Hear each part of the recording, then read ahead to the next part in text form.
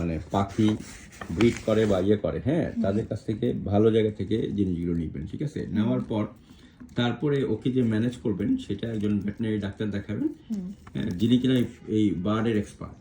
তারপরে ওনার ইয়ে অনুযায়ী নিউট্রিশন, হাউজিং, মেডিকেশন, ঠিক আছে? মেডিকেশন না লাগবে কেন দিবেন? আমরা তো মুড়ির মতো ওষুধ খাই না, তাহলে পাখি কেন ওষুধ খাবে?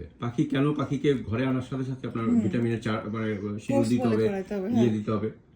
আপনার মনে করেন যে যখন মনে করেন যে আমার ওয়াইফের যখন বাচ্চা হয়েছে, হ্যাঁ, তখন কি ডাক্তার করে দিচ্ছে এই ওষুধ খাওয়াইবেন। নতুন বাচ্চাদেরকে করে দিচ্ছে যে শিডিউল করে দিলাম, ভাই আজকে থেকে এই যে গ্লুকোলাইট মনোক্লোলাইট থেকে শুরু ভিটামিন সি, এ, অ্যান্টিবায়োটিক, এটাকে পুরো 1 মাস একটা কোর্স করাবেন করে, তাহলে পাখির জন্য কেন করে? এটা একটা কমার্শিয়াল ইস্যু। আপনি অসুস্থ হলে ভিটামিনটা হলো যেটা দিচ্ছেন, এটা তো আপনার কলমি শাকের ভিটামিন না, এটা আর্টিফিশিয়াল ভিটামিন। আর্টিফিশিয়াল ভিটামিনটা যে দিবেন প্রয়োজন হলে না দিবেন, না প্রয়োজন কেন? অসুস্থ না হলে কেন ভিটামিন দিবেন?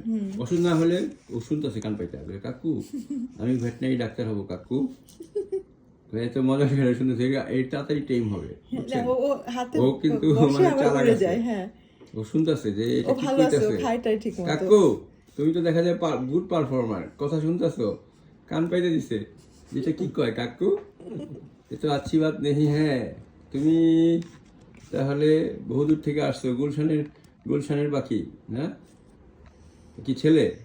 ও হচ্ছে মেয়ে। আচ্ছা, তাহলে প্রিন্সেস অফ গুলশান কাকু, তাহলে তুমি ভালো হয়ে যাবা।